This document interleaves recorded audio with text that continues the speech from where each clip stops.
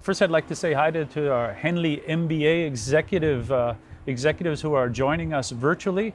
We were really looking forward to welcoming you here to Copenhagen. I think it's an extremely unique city that Christian and I are going to share some thoughts on. Shortly, you'll be joining a workshop together with Christian, where he's going to be talking about design thinking. But just wanted to take a few minutes to try and do the best we can to give you a little bit about the experience of being in Copenhagen, since you're not going to be able to take that nice leisurely walk through the city from our facility right down the street, about 300 meters that way, to the beautiful design center here. So Christian, thanks a lot. We're really looking forward to joining you in the workshop here in a few minutes. But until then, I'd just like to kind of share with the people this city, which I think is very unique. And I think there's many things that you'll see over the next few days of the workshop, many things that we can learn from and be inspired about this. And I think this didn't just happen. And Christian, maybe you can say, how did it get to be one of the most livable cities in the world? Yeah, I mean, you can say that the city we see today, the Copenhagen you see, is a result of thousands, if not millions, of choices being made by decision makers and city council and mayors and so forth. Choices made by businesses, but also choices made by citizens and civic organizations. All of which has led to this pretty unique place with pretty unique infrastructure, artifacts, people, and also a magnet, of course, for investments in tourism. I think one of the things, it was just a couple of weeks ago that Copenhagen was voted as the greenest city in the world, or the city that is most likely or on course to achieve the sustainable development goals that are set. And I mean, how is it able to achieve this? I mean, I remember when I was first coming here 15, 20 years ago, I mean, you couldn't even swim in this place. It was so polluted. It wasn't really a very nice place to be. But within a matter of 15 to 20 years, we saw almost this transformation. Yeah, when I first moved to the city in the mid-90s, it's true, I think you could sense there was something here that could become world-class or really, really great. But what exactly it was hard to pinpoint. I think one turning point for me was, I remember there was a World Social Summit in 96. I think it was part of the Copenhagen being a European capital of culture. And around that time, you could sort of see the long-term vision of combining economic development of the waterfront, with a very, very strong social or sort of citizen-oriented strain, which was about livability. And combining, in a sense, creating an economic engine for the city, and then also creating a city that's worth living in, which includes sustainability as a foundation, not least around the environment and climate change today, was something you could begin to see the kernel of 20, maybe even 25 years ago. It's interesting that you say that, because when I look at the principles, see, I mean, the people, hey! Hi. on a regular Thursday afternoon. Exactly. It's called Small Friday, I guess. Yeah, Small Friday. But I think also with some of the things that you mentioned also is what I understand is some of the 9 principles or characteristics that you've defined in Danish design. You're talking about sustainability, collaboration, aesthetics, and people-centered. Yes. And I think that is what is so important. Also, when you're talking about business in general or about leadership, oftentimes people forget the customer. True, and you can say that one of the challenges of city development and even planning is that you forget the human aspect, the human dimension.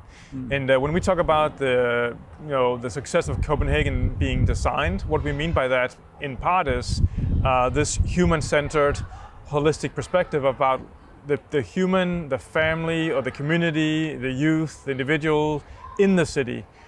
And part of Copenhagen's big quality is the human scale of most of the city. And that human scale means it's a walkable city, it's a bikeable city, it's a city where there's been a huge transformation in the proportion of car traffic versus bicycle traffic, to a point where 60% of commuters now go through the city on bicycle. 60%. So you can feel that. I feel proud to be one of those 60%. Right, exactly. I feel very, very privileged. Yeah. For me, I can go, and that's pretty you say unique for an American for me to go weeks without ever being in a car. Right. Yeah. So right. that's pretty right. Whereas the interesting. opposite, if you live in the U.S., it'll be like a surprise if you spend the whole day not in a car. That feels strange.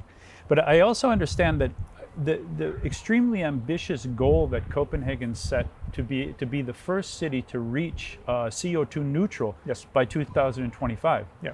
But they didn't have a plan. No.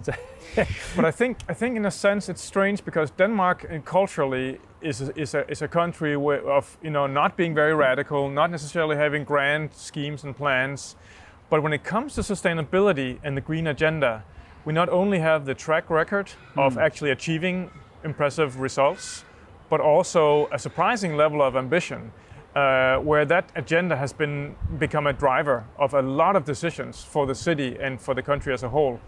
And so the 2025 agenda, it's still going to be a stretch, I think, to reach it actually. And we're in conversation at the design center with the city on some of the initiatives needed. But it's become a really, really massive driver. And that's been a driver since at least 2009 and the COP15 summit, the UN summit that was hosted by Copenhagen. Okay. Knowing, I know you work very, very, very much globally and also in a Nordic context. And I mean, this type of development, when I talked about some of the things that the recognition that Copenhagen is achieving, I mean, many times Denmark keeps switching first and second and third and fourth place with the other Nordic countries. True. But what is the common platform that makes, say, the Nordics unique in that perspective? Right, so earlier you mentioned these values around Danish design, and in many ways you can say they're kind of Nordic values, right? So values about a social mindset, values about democracy and inclusion. There's a certain Nordic aesthetic, probably driven in part by the climate, which is about being sort of a very clean aesthetic, a very unadorned aesthetic, using natural resources, a lot of wood and clean lines and so on.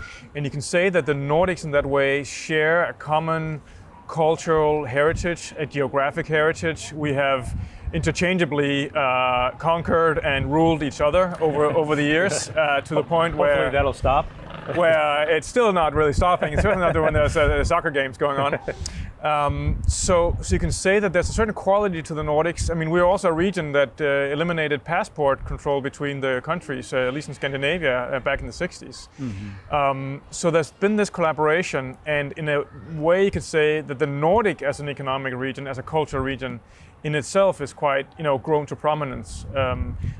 My father was born in the U.S., immigrated to Scandinavia in the 1960s, and in many ways, Denmark and the Nordics became like an attractor, like a magnet for people who, in a way, wanted to see a better society. And I think there is a progressive vision of crafting, designing better societies that is still very much a Nordic ethos today. I think if we take some of these kind of principles or some of the things that we've been discussing in trying to put it into, say, this managing people context. Right. We've talked about values-based leadership, we've talked about collaboration, about trust-based, about vision. I mean, these are the kind of things that maybe can inspire others, depending on if not necessarily just planning a city, but also running an organization. Absolutely. Also because running an organization today is about much more than turning a revenue and a profit. It's become so clear that you must, to run a sustainable business for the long term, balance financial results with environmental and sort of green footprints with social results, which includes everything from treating your employees right to being a good corporate citizen in your community, to thinking about how can you leverage your capabilities to create social value in other settings. When we collaborate globally with organizations from, say, Asia, they would come here and say, we are interested in social design. We want to understand how do you innovate and how do you design in a people-centered, human-centered way, and how do you expand your perspective and create more value for society, rather than taking a very narrow financial or even technological perspective on your organization. I think one of the things that I think is also unique about Denmark and the Nordics and this construct known as a business foundation. Right. And when I look at some of the amazing developments on the waterfronts in the last 15 to 20 years, this has been driven in many cases by a business foundation. True. Could you give some insight on what exactly is a business foundation and how Right. that works? So a business foundation is a legal entity that owns and runs a business, but serves a bigger societal purpose. So it's not listed as a company. Shares are held by the foundation, and that means the foundation can choose to take a much, much longer perspective on value creation. As an example, you have the global leader in pump and water technology, Grundfos. The company is owned by the Grundfos Foundation. Right. And the CEO of the company says that their vision is to provide clean drinking water to 100 million plus citizens around the world. And he has publicly stated that if Grundfos had been a listed company, he would have been out of a job for saying that. Okay, because it's not about making pumps. It's about serving a purpose. It's about serving a purpose and making a dent in the world. And of course, your resource or your capability to do so is running a profitable business that, amongst other things, manufactures pumps. But that's not the overall perspective. And the same goes for so many of the other big and great foundation-run corporations in Denmark. Velux, which designs roof windows, Right. say their ambition is to bring daylight to life and bring sustainable, livable, healthy homes to people. So it's about a shift in perspective and taking this holistic, broader view, where you also still have the economic and financial sustainable business model supporting it, which is what generates the profits that ultimately becomes foundation owned. But I think just an organization or a structure that the foundation is the purpose from the very beginning. Yes. I mean, it can almost only go in one direction. And then you have the foundations that then choose with the corporate funds to give back to society. And right where we're sitting now is actually an example of that, where you have a philanthropic foundation. Originally, the money came from finance, from the financial industry, from a corporate, that now invests in Danish architecture and design and innovation for the built environment. Realdania that funded blocks here. So you have all these examples of quite a lot of financial muscle being purposefully leveraged for the benefit of society. And of course, other countries have philanthropies as well, but very few of them are combined in this way. Exactly. That's with business. Yeah. But when nice to see. I mean, a lot of people are going to say, okay, well, Denmark, you're Copenhagen, it's a small city, and Denmark's a little country, and the Nordics are a little region, and they're very homogeneous, so it really can't work in our organization or in our country or in our city. Is this, can people be inspired by what's going on here? Is this transferable? Sure, it's a valid and relevant question. Whether this is such a unique setting and a size that's manageable and so on that it cannot be duplicated or replicated. But I think the evidence shows something else.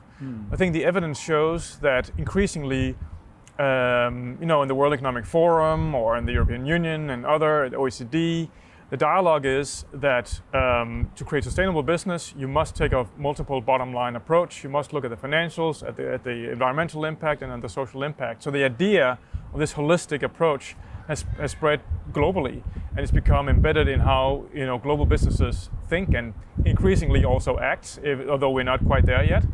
I think also you see that there's a global view that high-performing work organizations are, generally speaking, designed to be agile, low power distance, flat hierarchy, self-governing teams and groups to a higher degree at least, and that there's a case for that kind of organizational design that has been, in many ways also pioneered in the Nordics and Scandinavia.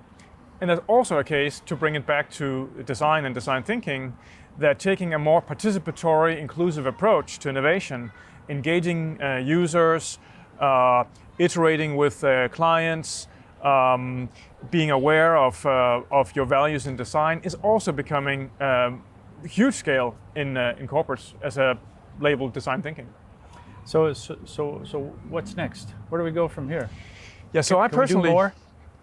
Well, I think it never ends. I think a great city and a great business is about never ending your iteration, never ending your experimentation, never ending your long-term vision, and you're pursuing something longer term.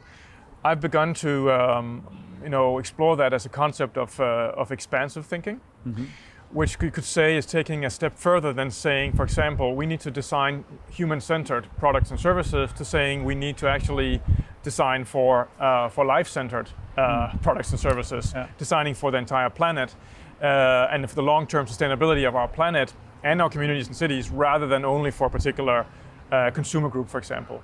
Expansive thinking is also about involving technology and digital in new ways and blending that into how we live our lives, and expanding our view on what needs to be digital, what needs to be physical.